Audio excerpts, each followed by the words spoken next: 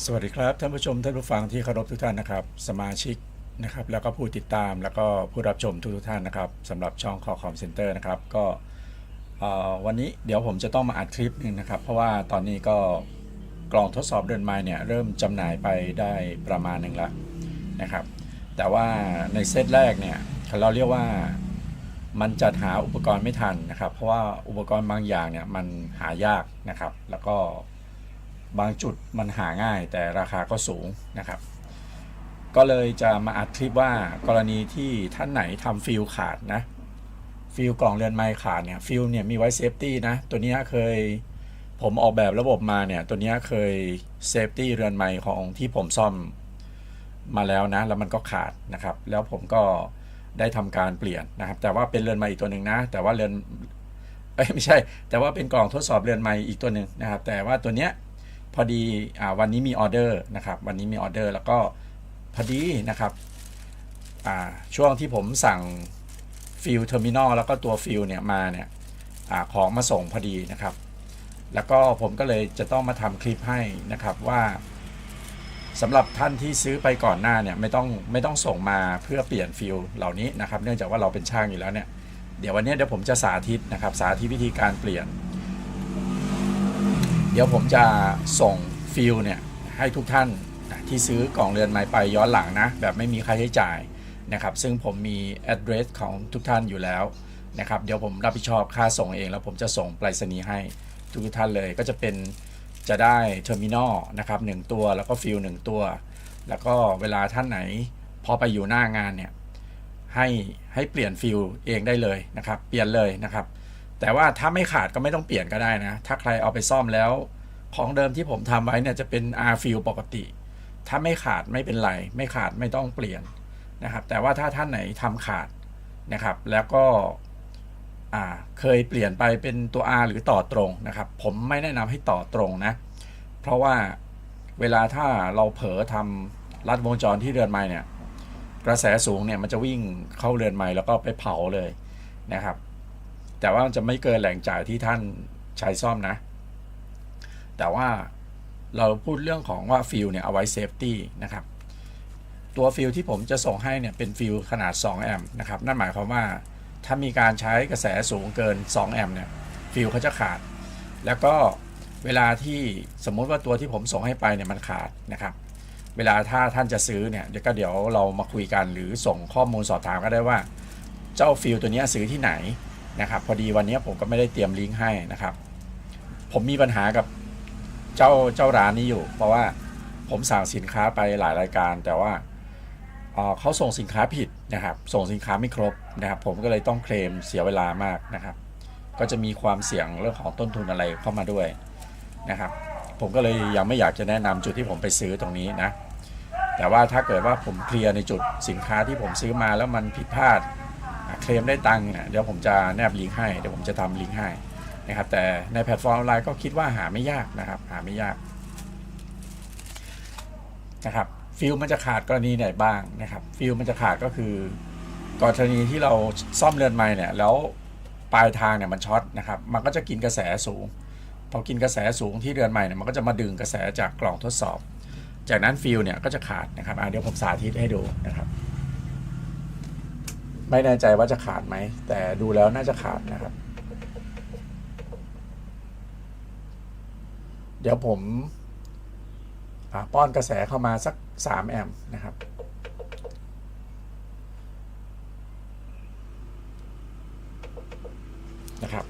3แอมป์สูงสุด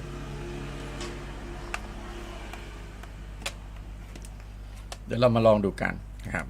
มันจะขาดตอนไหนเพราะว่าระบบที่ผมออกแบบเนี่ยผมออกแบบเพื่อเซฟตี้ของช่างเลยนะครับสำหรับช่างเลยนะดูนะครับเดี๋ยวผมป้อนไฟเข้ามานะครับผมป้อนมาที่19โวลต์3แอมป์นะครับตอนนี้ไฟเข้ามาแล้วนะครับแล้วก็ผ่านฟิลเข้ามาแล้วนะครับระบบกล่องทดสอบเรือนไม้ผมแล้วก็จะพร้อมป้อนข้อมูลป้อนสัญญาณเข้ามานะครับแล้วก็จะมีตัวดูกระแสนะครับแล้วก็ดูแรงดันแล้วก็จะมีตัวกราวนะครับแต่นี่มันจะกลับหัวนะมีกราวกับแบตออนเนี่ยปกติถ้ามันช็อตมันก็จะช็อตแบบนี้แบตออนลงกราวแล้วก็ IG ลงกราวเนี่ยมันจะดึงกระแสสูงแต่ว่าถ้าเกิดว่าในเรือนไม้กินกระแสสูงเนี่ย มันก็จะมาดึงไฟจากชุดหลักเนี่ยก็คือแบตออนกับ ING นี่แหละสองอันนี้แหละจะดึง2อันนี้เป็นไฟบวกแล้วก็อันนี้เป็นไฟลบนะครับมันจะดึงลงกราวนะครับมันจะกินกระแสสูงนะครับเดี๋ยวผมลองเปิดเข้ามานะครับเปิดเข้ามานะเป็นปานี้แบตออนนะครับสมมุติว่าถ้ากรณีมันช็อตเนี่ยใครที่ใช้กล่องทดสอบเรือนไม้เนี่ยยกเว้นอันนี้ก็จะเป็นประโยชน์ให้กับคนที่ซื้อกล่องไปนะครับสมมุติว่ากรณีมันช็อตเนี่ยก็คือมันกินกระแสสูงเนี่ยก็เปรียบเสมือนกับผมจะช็อตตรงนี้ลงกราวนะก็คือช็อตแบตออนมันก็จะดึงไฟจากจุดตัวจ่ายไฟผ่านฟิลเนี่ยเข้ามานะครับในระบบยืนยันว่านะถ้าเรือนไม้ยืนยันว่าถ้าเรือนไม้มันช็อตนะแล้วก็ฟิลขาดเนี่ยจะไม่ได้เกี่ยวระบบประมวลผลตรงนี้นะระบบประมวลผลตรงนี้ไม่ได้เสียง่ายๆถูกแบบมาอย่างดีนะครับถูกเปรียบเสมือนไข่ในหินเลยก็คือไม่ได้เสียง่ายๆเพราะฉะนั้นเนี่ยเวลาที่ฟิลขาดเนี่ยผมออกแบบให้เวลาฟิลขาดเนี่ยหน่วยประมวลผลเนี่ยจะไม่ได้ไฟด้วยนั่นหมายความว่าเวลาที่ฟิลขาดเนี่ยฟิลตัวแรกนี้ขาดเนี่ยท่านจะไม่เห็นนะครับท่านจะไม่เห็นตัวไฟตรงนี้นะครับนั่นหมายความว่าถ้าไม่เห็นอยู่ดีๆไม่เห็นตัวเลขตรงนี้โชว์เนี่ยนั่นหมายความว่าฟิลขาดแล้วนะครับท่านจะต้องเปลี่ยนฟิลนะครับสมมุติว่าผมช็อตเซอร์กิตนะสมมุติว่าเราทำพลาดเราซ่อมเรือนไม้พลาดเนี่ยก็คือผมช็อตเซอร์กิตแบตออนกับกราวลงนะครับช็อตนะ3 2 1นะครับเรียบร้อยละพอช็อตเนี่ยเขาจะดับเลยนะครับไม่ใช่ระบบล็อกไม่ใช่ระบบอะไรล็อกยุ่งยากมากมายนะครับฟิลตัวเดียวผมทำเซฟตี้ได้ตอนนี้ R ฟิลได้ขาดแล้วนะครับสังเกตว่าถ้า R ฟิลขาดเนี่ยหน่วยประมวลผลก็จะไม่ได้ไฟนะครับนั่นหมายความว่าพอหน่วยประมวลผลไม่ได้ไฟเนี่ยเจ้าโวลต์มิเตอร์เนี่ยเขาต้องการไฟเลี้ยงนะครับเขาก็ไม่ได้ไฟนะครับนี่กรณีที่ R ฟิลขาดนะครับตอนนี้ไฟเข้ามาถึงนี้แล้วแต่ไม่ผ่าน R ฟิลเพราะว่าฟิลขาดนะครับเดี๋ยวผมวัดให้ดูนะไปทีละขั้นตอนเลยนะครับได้ความรู้นะครับเรื่องการออกแบบวงจรด้วยนะครับสำหรับใครที่ซื้อกล่องเรือนไม้ไปก็จะได้รับมือได้ถูกต้องนะครับรับมือได้แล้วก็ไม่ตกใจนะครับแต่ตอนนี้ยังไม่มีท่านไหนบอกว่ากล่องเรือนไม้เสียนะถ้ามีแจ้งเข้ามาได้เลยนะปรึกษางานซ่อมเบอร์โทรอยู่หลังกล่องเรือนไม้นะครับใครดูนะอันนี้คือไฟเข้ามาแล้วนะครับไฟมารอแล้วนะครับไฟมารอแต่ไฟไม่ข้ามนะครับข้าม1 โวลต์นะครับนั่นหมายความว่า R fill เนี่ยเขาขาดแล้วตัว R fill ที่ผมคำนวณเนี่ยนะครับจะขาดอยู่ประมาณ2 แอมป์นะครับซึ่งมีการคำนวณอย่างดีนะครับแล้วก็มีการทดสอบหลายขั้นตอนนะครับผมก็เลยตัดสินใจใช้ตัวนี้ก่อนในขั้นแรกนะครับจริงๆผมจะใช้ตัวนี้ไปเลยก็ได้แต่นะครับแต่เนื่องจากว่าเวลาถ้ามันขาดเนี่ยผมอยากจะให้เป็น user friendly หรือช่าง friendlyคือผมจะพยายามทำให้การซ่อมครั้งต่อไปเนี่ยมันง่ายขึ้นก็คือท่านก็เปิดกล่องเรือนไม้มาเนี่ยแหละนะแล้วท่านก็สมมุติว่าถ้าวางเทอร์มินอลลงไปเนี่ยก็แค่เอาเทอร์มินอลเนี่ยนะครับเอาแหนบคีบตัวฟิลขึ้นมานะครับสมมุติว่ามันก็จะง่ายแล้วท่านก็เอาฟิลใหม่กดลงไปนะครับจะง่ายนะครับแต่ถ้าเกิดว่าเป็น R fill เนี่ยก็ได้เหมือนกันนะครับมีประสิทธิภาพสูงแต่ว่าเวลาที่เราเปลี่ยนตัว R fill เนี่ยมันจะทำให้เรายุ่งยากมากขึ้นนะครับเดี๋ยวจะสร้างความรำคาญให้กับเพื่อนๆนะผมก็เลยพยายามหาอุปกรณ์ที่มันจะเป็น user friendly ช่าง friendly มากที่สุดนะครับก็คือทำให้ง่ายต่อการซ่อมนะครับโอเคเดี๋ยวตอนนี้มันขาดแล้วนะตอนนี้ขาดแล้วนะครับขาดมากนะครับขาดแล้วไฟมารอนะครับไฟไม่ข้ามนะครับอันนี้จับแน่นแล้วนะไฟข้ามแค่1 โวลต์ไม่พอหรอกเพราะว่า R ยืดไปแล้วนะครับปิดแรงจ่ายไฟนะครับเดี๋ยวเรามาวัดตัวนี้กันนะครับเดี๋ยวรอให้ประจุมันคลายสักครู่นะครับรอให้ประจุไฟฟ้าคลายสักครู่ถ้ายังไม่มีการใช้กระแสเนี่ยประจุจะคลายช้านะครับอันนี้ก็คือได้แล้วนะครับอันนี้คลายแล้วคอยดูนะผมวัดย่านโอห์มนะครับผมวัดย่านโอห์มนะ R fill นะครับวัดเลยนะครับฟิลมันประมาณ1 โอห์มนะครับตอนนี้ยืดไปนู่นนะครับยืดไปสูงมากนะครับประมาณ 2K อะไรอย่างเงี้ยคือ R fill เขาขาดแล้วผมออกแบบมาอย่างดีเลยผมบอกว่านะครับแต่ว่าที่ว่าต้องเปลี่ยนสไตล์การเปลี่ยน R เนี่ยเพราะว่าผมต้องการให้คนที่ซื้อไปเนี่ย ซ่อมง่ายมากที่สุดแล้วก็สมมติว่าเผลอลั่นโป๊ะปะนะครับลั่นโป๊ะปะทำช็อตนะครับอาร์ฟิลขาดเนี่ยเดี๋ยวจะตกใจนะครับพี่สัญญาทำไมไม่ทำคลิปเปลี่ยนอาร์ฟิลให้เลยอะไรเนี่ยนะครับเดี๋ยวผมทำให้เพราะว่าผมรอจังหวะอยู่เพราะว่ามันก็ยังไม่มีใครสงสัยถามมาด้วยคนที่ซื้อไปนะแสดงว่ายังไม่มีปัญหาเนี่ยกรณีถ้าถูกช็อตเซอร์กิตใช่ไหมกรณีถูกช็อตเซอร์กิตเนี่ยนะครับหรือเรือนไมค์เราช็อตเนี่ยเราวางตะกั่วเลยเส้นหรืออะไรเงี้ยมันช็อตกันเนี่ยสิ่งแรกที่เห็นเนี่ยคือฟิลจะขาดเนี่ยจะส่งผลให้หน้าจอเนี่ยไม่โชว์นะครับเพราะว่าหน้าจอเนี่ยมันได้มาจากหลัง R เนี่ยถือว่าเป็นประตูด่านแรกเลยเป็นแบบสะพานฟิลนะเป็นสะพานเซฟตี้เนี่ยจะทำให้ตัวประมวลผลเนี่ยตัวอ่านแรงดันเนี่ยไม่ทำงานนะครับนี่ก็คือเบาะแสหนึ่งเวลาเราเอากล่องเรือนไม้ไปใช้กับงานซ่อมนะครับจะได้ไม่หลงทางไม่หลงประเด็นนะครับถ้าเกิดกรณีสงสัยนะครับการใช้งานอะไรเงี้ยสามารถสอบถามได้นะครับไลน์มาหรือเฟซมาเฟซเพจก็ได้เฟซส่วนตัวก็ได้นะครับหรือคอมเมนต์ไว้ใต้คลิปที่เป็นสมาชิกก็ได้หรือคอมเมนต์ไว้ใต้คลิปอื่นๆนะครับบอกว่าเป็นแต่แนะนำถ้าเกิดว่าเราถึงขั้นเป็นซื้อกล่องเรือนไม้ไปแล้วผมคิดว่าทุกท่านน่าจะมีเฟซมีไลน์อะไรแล้วนะโอเคนะครับเดี๋ยวเรามาเปลี่ยนกันนะครับเดี๋ยวผมทำให้ดูรอสักครู่ผมรอย่างหัวบัตรกีแป๊บหนึ่งนะครับจะได้ท่านที่ซื้อไปจะได้อุ่นใจนะครับว่านะครับพี่สัญญาสาธิตให้แล้ว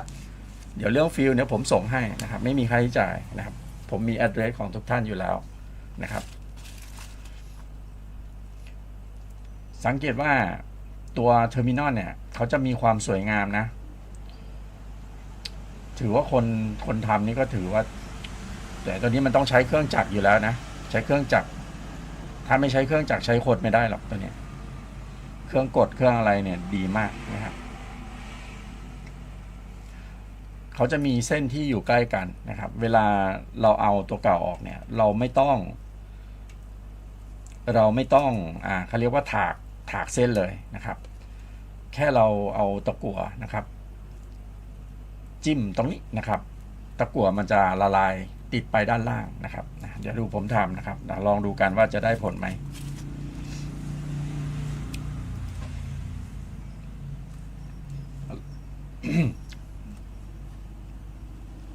รอสักครู่นะครับเวลาที่มุมนะจริงๆเราสามารถเปลี่ยนโดยไม่ต้องแกะบอร์ดออกมาก็ได้นะครับแต่ก็ต้องมุมที่ถนัดหน่อยระวังหัวบัตรกีไปโดนเส้นโดนอะไรนะครับ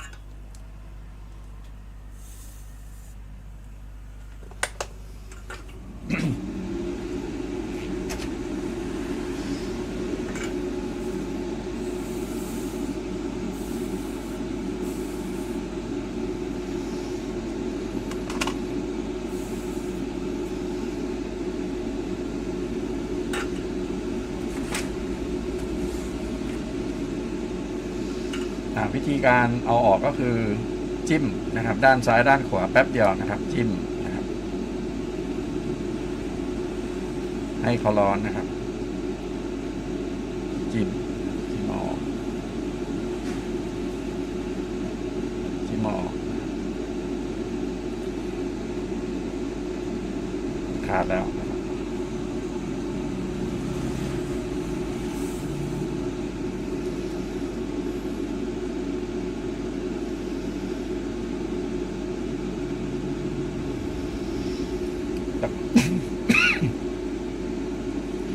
เวลาที่ทุกท่านทำเนี่ยนะครับถ้าทำด้วยตัวเองเนาะเราเป็นช่างอยู่แล้วเนาะเราต้องมีสกิลถูกไหมครับผมถึงอุ่นใจเมื่อขายผลิตภัณฑ์ไปให้ทุกท่านเนี่ยผมก็อุ่นใจแล้วนะครับคราวนี้เวลาที่เราเอาออกแล้วใช่ไหมนะครับให้เราใช้ลวดซับตะกั่วนิดนึงนะครับ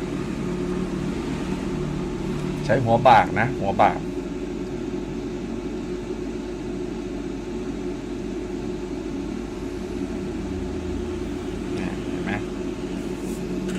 ตัดออก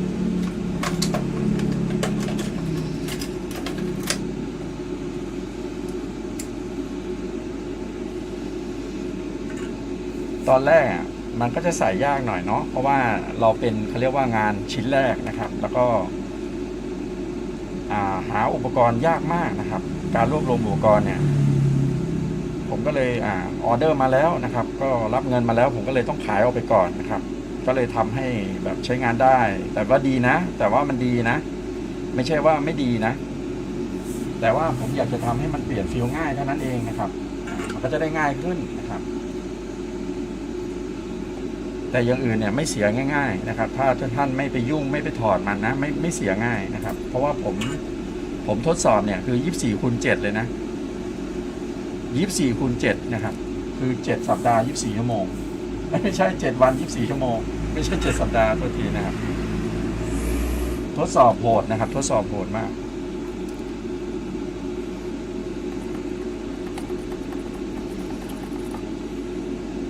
แล้วก็ทำความสะอาดด้วยโซแวนนะครับเวลาเราทำความสะอาดแล้วเนี่ยเขาก็จะเป็นแบบนี้ถูกไหมนะครับฟิลเนี่ยคือประการด่านแรกนะครับตามที่ผมเคยบอกไว้เลยนะครับในหลายๆคลิปเลยประการด่านแรกคือฟิลนะครับจะช่วยเซฟตี้วงจรเสมอจากนั้นเราก็วางตรงนี้ลงไปเลยนะครับวางลงไป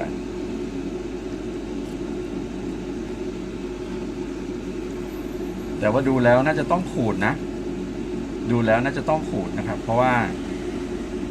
ถ้าเราใช้การบัดกีลงไปเนี่ย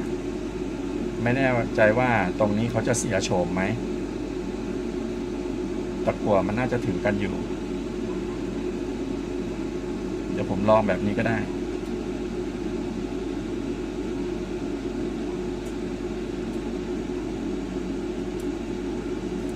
เนี่ยนะครับสมมติว่าเราไม่ถากมันก็ถึงกันอยู่นะครับถึงนะครับสมมติว่าเราไม่ถากเขาก็ถึงกันอยู่เพราะว่าจุดตรงนี้นะครับจุดตรงนี้เขาจะมาถึงด้านล่างนะครับจุดตรงนี้เขาจะมาถึงด้านล่างถ้าเราไม่ถากนะถ้าเราจะถากก็ได้ถากให้เขาหน่อยสักหน่อยนะลำบากหน่อยนะต้องขออภัยนะครับแต่ว่าช่างซ่อมเรือนไม้น่าจะโปรนะผมอุ่นใจแล้วนะครับถ้าเราจะขูดนะครับเราขูดสักหน่อยขูดแค่เขาบัดกีได้นิดเดียวนะครับเดี๋ยวผมหันลายก่อน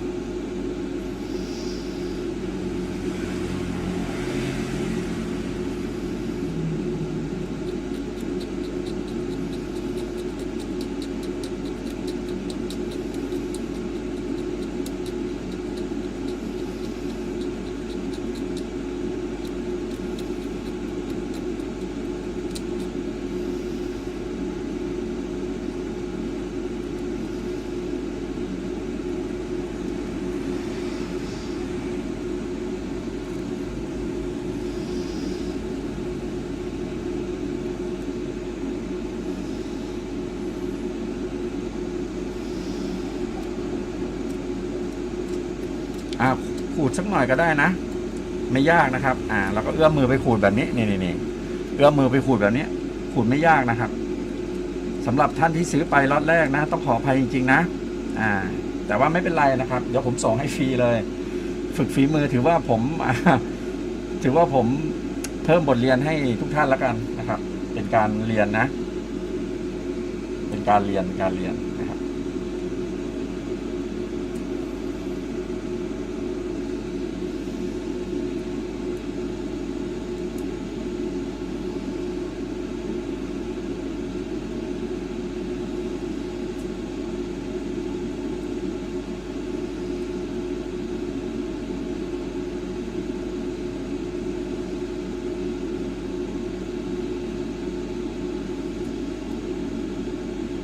ขูดไกลไป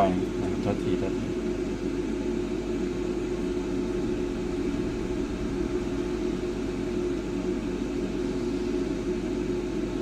กลไป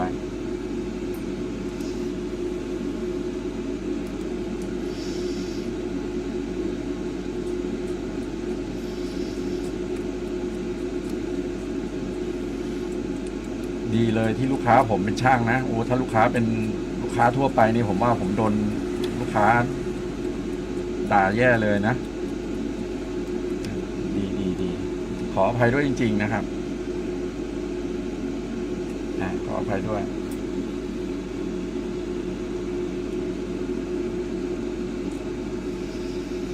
ขูดนะขูดให้ร่องมันอยู่ตรงกลางนะครับแบบนี้นะครับโอ้โหยังไม่ถึงอีกอะไรมันจะขนาดนั้นนี่ขนาดขูดตั้งนานแล้วนะ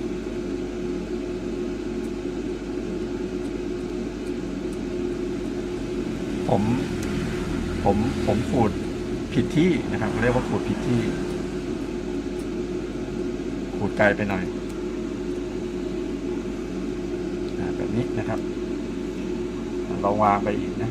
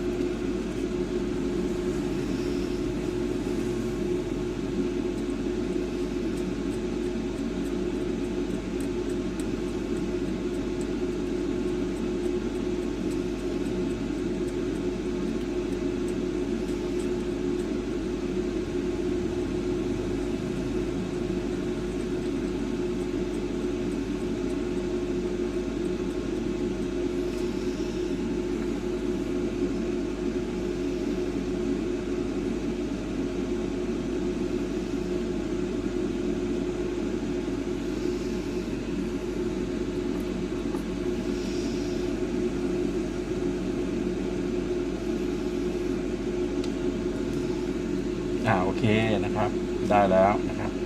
ขูดเขาหน่อยนะขูดเขาหน่อยขูดแบบนั้นแหละมันจะบัดกี้ง่ายแล้วก็วางลงไป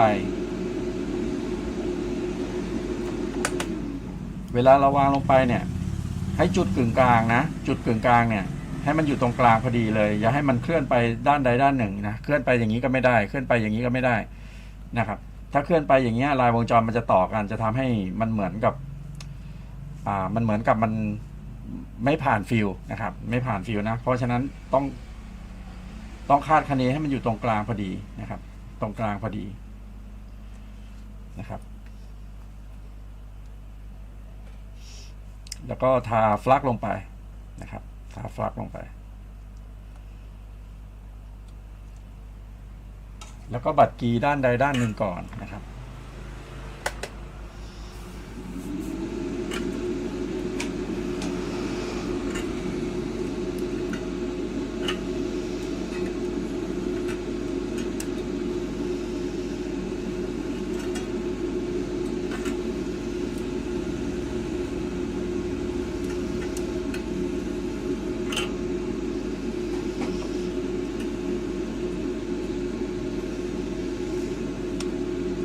แบบนี้นะเดี๋ยวดูนะครับ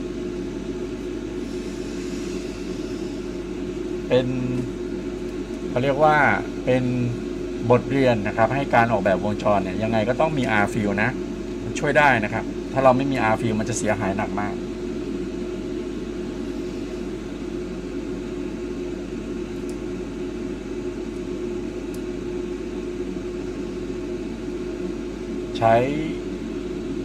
ให้ใช้แหนบนะครับใช้แหนบเขาคีบตรงกลางนะครับให้แหนบคีบอยู่ตรงกลางนะให้แหนบคีบอยู่ตรงกลางแล้วเราก็จับไปแบบนี้จับให้มันอยู่ตรงกลางจุดศูนย์กลางพอดีนะครับแล้วก็กดเอาไว้สักหน่อยนะครับกดเอาไว้สักหน่อยจากนั้นก็รอหัวตะกั่วร้อนนะครับแล้วเราก็ต้อยมานะครับให้ทาฟักลงไปตรงนี้สักหน่อยหนึ่งนะครับฟักลงไป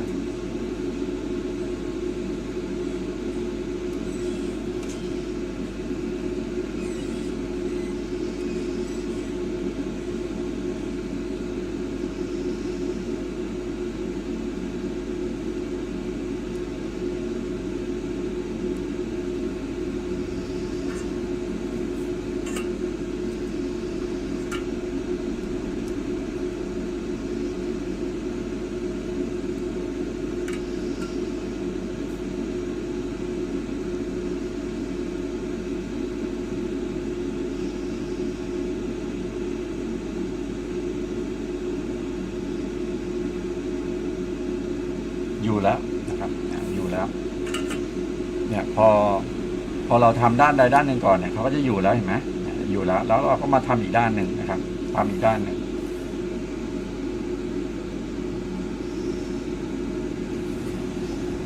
ต้องรบกวนนะครับรบกวนท่านที่ซื้อไปเลยนะรบกวนมากนะครับรบกวนอย่างมากเลยอยากให้ท่านได้ใช้เร็วๆไงครับก็เลยทำให้ใช้งานไปก่อนนะครับทำให้ใช้งานไปก่อนแล้วก็อีกด้านหนึ่งก็หาจังหวะหามุมดีๆนะครับก็ทำแบบนี้นะครับประมาณ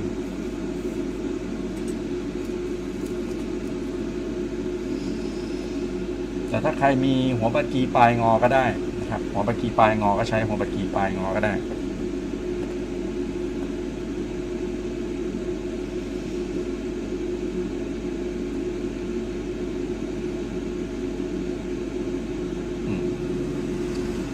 เขาจะซึมลงไปด้านใต้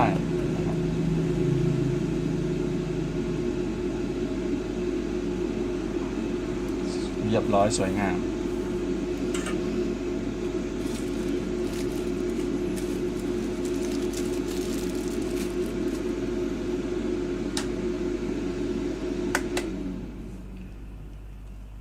ลักษณะของตะกั่วเนี่ยเวลาเราบัดกรีเนี่ยนะครับสมมุติว่าเราเอาตะกั่วเนี่ยมาบัดกรีตรงนี้โดยลักษณะตะกั่วเนี่ยมันจะมีการซึมนะซึมเป็นโลหะเนี่ยมันจะซึมลงไปด้านล่างเลยแล้วเราเลี้ยงเวลาสักหน่อยนะครับไม่ใช่เราบัดกรีตรงนี้แล้วเร็วไปนะครับบัดกรีแล้วแช่สักหน่อยเนี่ยเมื่อความร้อนมันจะนำพาตะกั่วลงไปยาด้านล่างเองนะครับแบบนี้นะครับนี่แน่นแล้วเนี่ยเห็นไหมแน่นหนาเลยนะครับเราก็มีการทดสอบนะครับทดสอบ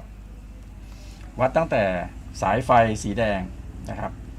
มาจนถึงจุดตรงนี้ไหมนะครับมาถึงแสดงว่ามีการเชื่อมกันดีแล้วนะครับแล้วก็วัดจากจุดเทสพอยต์ตรงอะไรตรงสวิตช์ออนนะครับมาจนถึงตรงฐานรับฟิลไหมมาจนถึงฐานรับฟิลเรียบร้อยแบบนี้สำเร็จแล้วเรียบร้อยนะครับสำเร็จแล้วมากนะครับถ้าใครกลัวที่จะไม่อยู่นะครับกลัวที่จะไม่อยู่ก็ลองจับมือสั่นดูจับมือสั่นแล้วมันมีการตึงมือแสดงว่าอยู่แล้วนะครับอยู่แล้วเราก็ทดสอบโดยการใส่ฟิลเข้าไปนะครับแต่ต้องทำความสะอาดเขาสักหน่อยแบบนี้นะครับไม่ได้ยากเกินไปเลยเนาะไม่ได้ยากเกินไปเลยเป็นลูกค้าผมต้องทำใจหน่อยนะ นะครับไม่ทำให้ง่ายไปเลยโอ้โหเชื่อเหอะนะครับเขาเรียกว่าถ้ารอให้มันสมบูรณ์นะครับคุณจะไม่ได้ใช้หรอกปีนี้นะครับแล้วผมก็ไม่ได้ขายแล้วก็ไม่รู้ความบกพร่องนะครับว่าเกิดอะไรขึ้นบ้างนะครับก็ต้องขายเอาไปก่อนให้ทุกท่านลองใช้ดูนะครับแล้วก็ถ้าเกิดว่ามันมีปัญหาอะไรเงี้ยก็ปรึกษากันได้นะครับประมาณนั้นเรียบร้อยแล้วนะครับเรียบร้อยแล้วนะคราวนี้เราใส่ฟิลครับจุดบันเทิงจะอยู่ที่การใส่ฟิลนะครับอันนี้คือฟิล2 แอมป์นะครับฟิล2 แอมป์นะใส่เข้าไปเนี่ยคีบฟิลเข้าไปนี่คือฟิล2 แอมป์นะครับถ้ากระแสสูงเกิน2 แอมป์เนี่ยเขาจะขาดนะครับใครดูว่าจริงไหมนะครับใส่เข้าไปครับวิธีใส่ก็ให้กดลงไปนะครับใช้มือก็ได้นะครับเนี่ยอยู่แล้วนะครับก็ใช้แหนบนะครับใช้แหนบกดลงไปใช้แหนบกดลงไปแล้วถ้าเกิดว่ามันขาดหรอครับพี่สัญญานะครับถ้ามันขาดก็เปิดฝากล่องเรือนไม้ขึ้นมาแล้วก็ดึงฟิลขึ้นมาเนี่ยใช้แหนบนะใช้แหนบที่เป็นตะของงุ้มแบบเนี้ยเนี่ยตะของงุ้มหน่อยดึงมันขึ้นมาเลยปุ๊บเรียบร้อย เนี่ยเห็นไหมเปลี่ยนฟิลมันจะง่ายต่อไปเนี่ยท่านขยันทำฟิลขาดได้เลยนะแต่ว่าต้องหาฟิลเองนะผมจะมีให้แค่อันเดียวนะครับแล้วก็เวลาจะใส่ก็กดลงไปกดปั๊บเนี่ยเรียบร้อยแล้วนะครับคราวนี้เรามาทดสอบกันนะครับวัดด้วยมิเตอร์นะครับวัดตั้งแต่ตัวเส้นสีแดงนะครับมาจนถึงสวิตช์ไหมมาจนถึงเรียบร้อยเนี่ยครับแสดงว่ามีการเชื่อมฟิลเรียบร้อยแต่ถ้าเรายกฟิลออกล่ะยกฟิลออก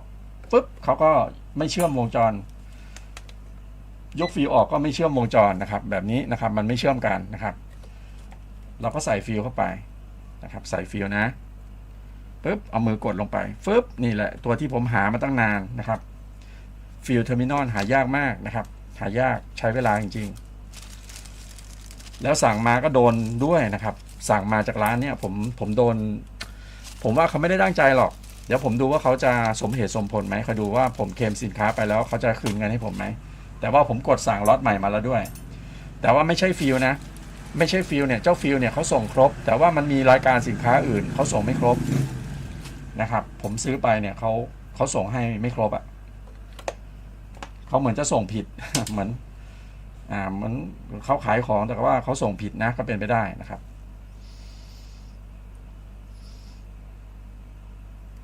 มานะครับมาลองทดสอบกันนะครับต่อไฟเข้ามาอันนี้ฟิล2 แอมป์นะจะขาดหรือเปล่านะครับ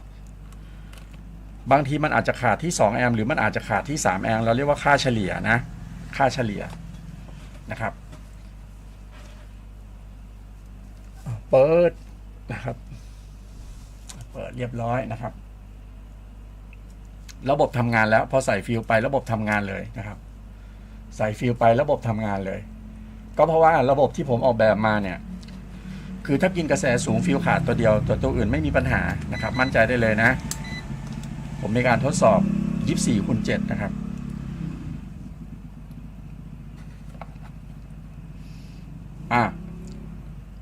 ไฟมารอนะครับไฟมารอนะไฟเข้ามาแล้วนะครับเรียบร้อยนะครับคราวนี้เรามาทดสอบการช็อตเซอร์กิตบ้างนะครับว่าเวลาที่ช็อตเซอร์กิตฟิลจะขาดไหมถ้าช็อตเซอร์กิตแล้วฟิลขาดจะไม่เห็นตัวเลขตรงนี้นะครับถ้ามีการช็อตเซอร์กิตหรือเรือนไมค์ช็อตเนี่ยตัวเลขจะหายนั่นหมายความว่าฟิลขาดนะครับเดี๋ยวดูกันว่าตัวนี้เป็นฟิล2 แอมป์เขาจะขาดไหมถ้าไม่ขาดผมอาจจะต้องลดนะครับหรืออาจจะไม่ลดก็ใส่ให้ไปแบบนี้นะครับมันอาจจะไปขาดที่3 แอมป์4 แอมป์ไม่รู้เหมือนกันผมยังไม่เคยลองนะเดี๋ยวเรามาลองดูกันนะฟิล2 แอมป์จะขาดไหมเวลาช็อตเซอร์กิตนะครับ3 2 1ไม่ขาดนะไม่ขาดยังไม่ขาดไม่เหมือนตัว R ที่ผมใส่ไม่เหมือนตัว R ที่ผมใส่นะครับตัว R ที่ผมใส่เนี่ยขาดเลยนะครับแต่ว่าฟิลเนี่ยจะขาดยากสักหน่อยนะครับฟิลอาจจะขาดยากนะครับอันนี้ถือว่าเนี่ยไฟปะทุเลยนะไฟปะทุแต่ไม่ขาดนะครับจะไม่เหมือนตัว R ที่แต่ว่าระบบประมวลผลยังประมวลผลได้นะครับก็จะมีสัญญาณออกปกตินะครับสัญญาณพวกความเร็วความรอบออกปกตินะครับเนี่ยสัญญาณเร็วรอบออกปกตินะครับเนี่ยประมาณนี้นะครับระบบประมวลผลไม่มีปัญหาแต่ถ้ามีการช็อตเซอร์กิตฟิลจะไม่ได้ขาดง่ายละแต่ถามว่าส่งผลเสียหายกับระบบไหมไม่เพราะอะไรครับเพราะว่าระบบที่ผมออกแบบมาจะมี R อีกชั้นหนึ่งนะครับนั่นก็คือ R ตัวนี้ R ตัวนี้เป็น R 1 โอห์มกว่าเป็นวัตต์สูงนะครับกระแสจะผ่านได้เยอะแต่ว่าถ้าผ่านเยอะเกินไปเนี่ย R ตัวนี้จ่ายกระแสให้ไม่ทันมันจะมีการจำกัดกระแสไว้ประมาณหนึ่งนะครับตัวนี้จะไม่ขาดง่ายเหมือนแต่เดิมแล้วแต่แนะนำให้ใส่เลยนะแนะนำให้ใส่ระบบของผมมันเป็น2 ชั้นไงเราเรียกว่าเซฟตี้2 ชั้นพอเราเปลี่ยนเป็น R ฟิลเนี่ยพอเราเปลี่ยนเป็นฟิลปกติฟิลใหญ่เนี่ยมีการช็อตเซอร์กิตเนี่ยมีการช็อตเซอร์กิตนะฟิลจะไม่ขาดแล้วนะครับก็ไม่ได้ขาดง่ายแต่เป็นสัญญาณให้เรารู้ว่าถ้าเวลาที่เราต่อไฟไปทดสอบเรือนไมค์แล้วเห็นตัวมิเตอร์เนี่ยหายนั่นหมายความว่าเรือนไมค์ของเราช็อตนะครับให้ไปตรวจสอบว่ามีการช็อตหรือเปล่านะครับแต่ฟิลจะไม่ได้ขาดแต่เรือนไมค์ก็จะไม่ได้พบความเสียหายเพราะอะไรเพราะว่ามันมี R ตัวหนึ่งอยู่ก็คือ R ตัวนี้จะทำหน้าที่จำกัดกระแสไว้อีกส่วนหนึ่งนะครับแต่ฟิลก็จะไม่ได้ขาดแล้วนะครับฟิลก็ไม่ได้ขาดต้นทางก็ไม่สามารถที่จะจ่ายกระแสมาได้นะครับเพราะว่ามันผ่าน R ด้วยก่อนที่จะไปใช้งาน แต่เมื่อเวลาเราเคลียร์วงจรช็อตออกปั๊บนะครับระบบก็จะกลับมาทำงานได้ปกติแบบนี้ก็ดีนะครับแบบนี้ก็ดีก็คือพอว่าถ้าเกิดว่ามันช็อตเซอร์กิตถ้าเกิดว่ามันช็อตเซอร์กิตนะให้ตัวนี้หายนะครับแล้วท่านก็ไปดูว่าวงจรที่ท่านซ่อมอยู่มันช็อตนะครับแล้วท่านก็ไปดูไปแก้ไขนะครับจากนั้นพอท่านปลดโหลดช็อตออกเนี่ยมันก็กลับมาทำงานได้ก็ไม่ต้องกลับมาเปลี่ยนฟิลบ่อยนะครับซึ่งตัวเดิมเนี่ยจะขาดเลยตัวเดิมที่ผมใช้เนี่ยก็คือ R ขนานกัน2ตัวเนี่ยประมาณ1โอห์มเนี่ยนะครับเขาจะขาดเลยแต่พอขาดเนี่ยมันจะเพิ่มงานแล้วเรียกว่าเพิ่มความยุ่งยากให้กับช่างซ่อมผมก็เลยพยายามออกแบบอะไรให้มันง่ายขึ้นไปอีกนะครับก็คือผมจะแนะนำให้เปลี่ยนเป็นฟิลแบบนี้นะครับฟิลแบบนี้ซึ่งมันจะจำกัดแอมป์แต่การจำกัดแอมป์ของวงจรผมมันมีอยู่2จุดก็คือ R ตัวนี้ด้วยนะครับ R ตัวนี้ด้วยฟิลตัวนี้มันทนการกระชากได้ดีนะครับทนการกระชากได้ดีนะครับนั่นหมายความว่าเวลาที่มันช็อตเซอร์กิตเนี่ยอยู่วงจรเนี้ยมันจะไม่กระชากรุนแรงนะครับแต่ถ้า R ปกติ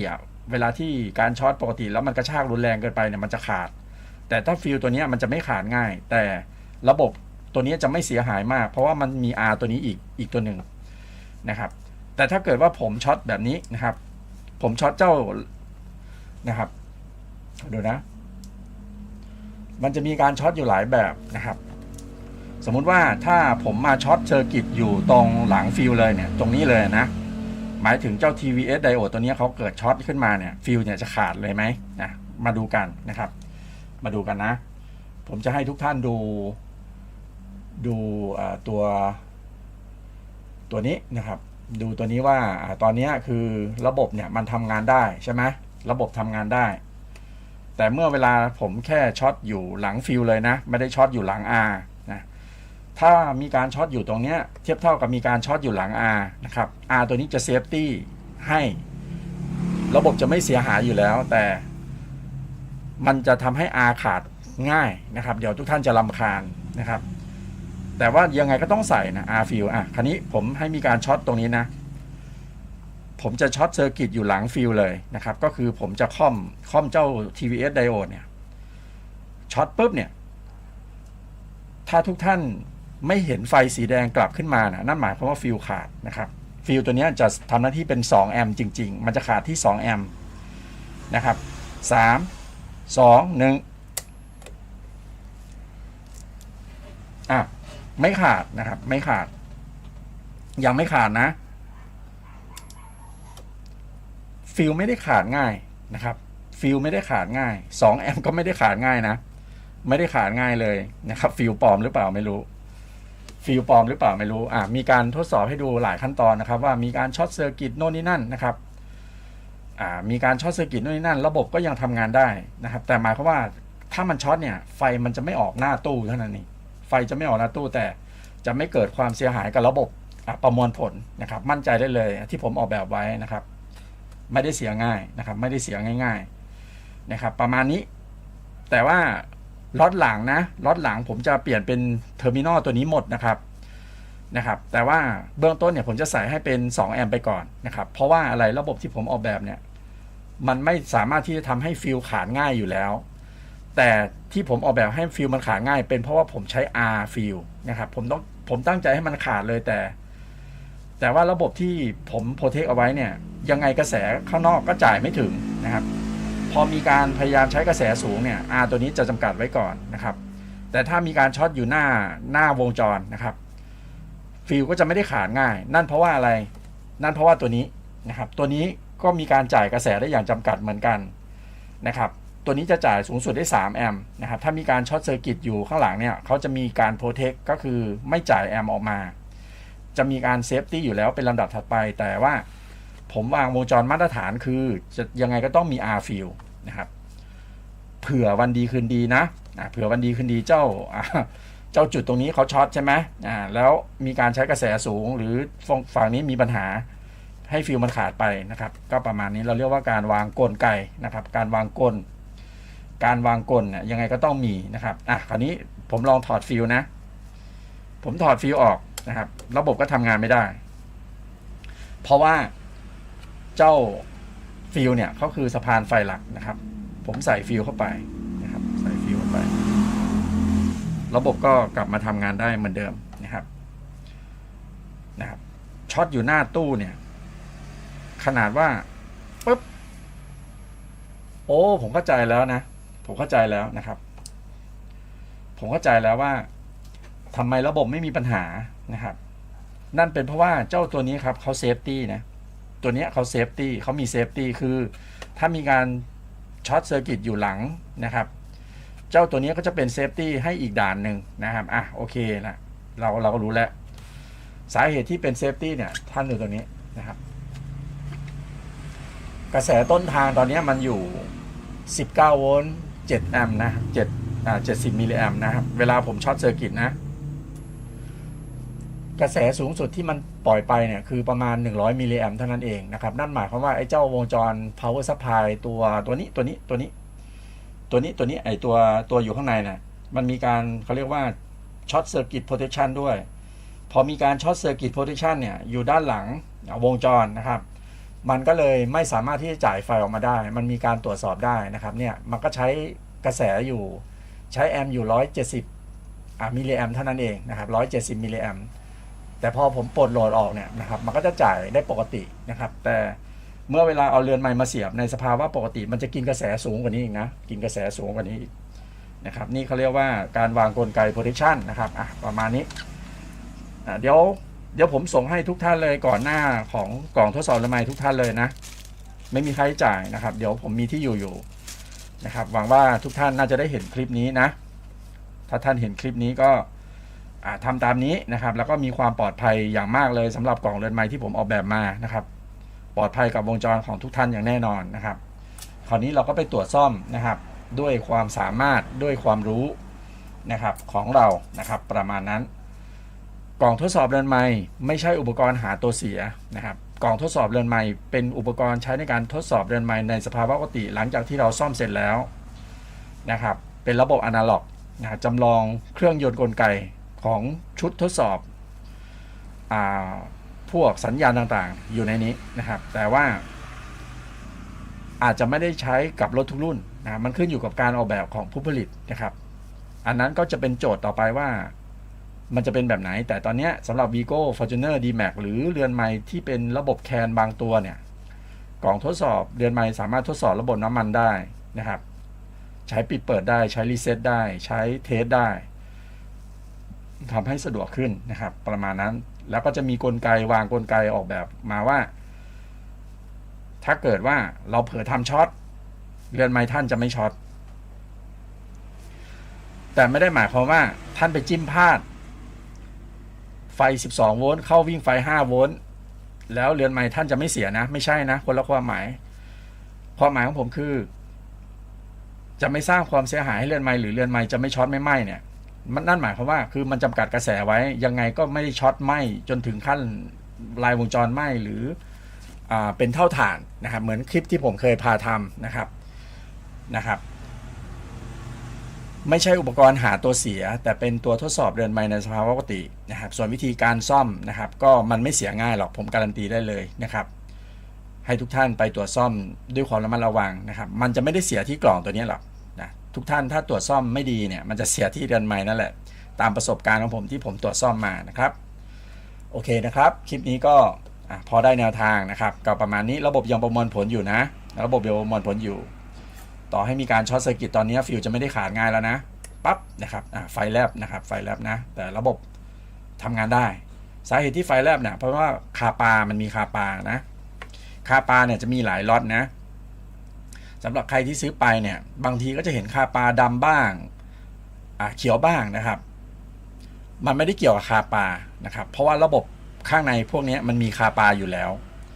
แล้วก็ในเรือนไมค์มันมีคาปาอยู่แล้วนะครับผมใส่ให้ตัวไหนเนี่ยมันถือว่าใช้งานได้นะครับทุกท่านอย่าไปเขาเรียกว่าอย่าไปกางขานะครับมันไม่ได้เสียง่ายเขาเรียกว่ามันไม่ได้เสียง่ายทุกท่านก็คอยดูแล้วกันนะครับประมาณนี้แต่ล็อตหลังๆมาเนี่ยจะพยายามหาสินค้าที่ดีแล้วก็เซฟตี้มาให้จะค่อยๆหาไปเรื่อยๆเพราะว่า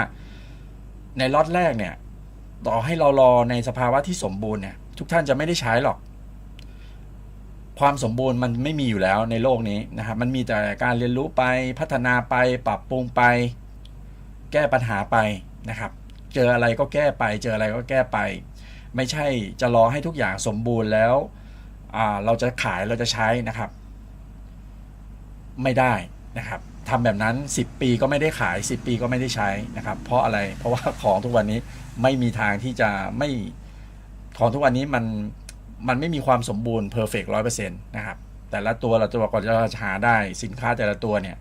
เราต้องมานั่งเลือกโอ้โหเป็นวันนะบางทีนั่งเลือกเป็นวันฟิลอยู่ร้านไหนว่าฟิลเทอร์มินอลทรานซิสเตอร์ตัวต้านทานคาปามันอยู่ร้านไหนว่าต้องเซิร์ชหาไปเรื่อยๆนะครับโอเคคลิปนี้ก็พอได้แนวทางนะสำหรับกล่องทดสอบเรือนไม้นะครับก็ขอบคุณลูกค้าที่อุดหนุนไปทุกท่านนะครับแล้วก็ลูกค้าที่จะมาเป็นลูกค้าในอนาคตนะครับขอบคุณทุกท่านนะครับสวัสดีครับบ๊ายบายเดี๋ยวขึ้นงาน DMAX ต่อนะครับน่าจะเป็นพรุ่งนี้นะครับประมาณนั้นนะขอบคุณมากครับสวัสดีครับ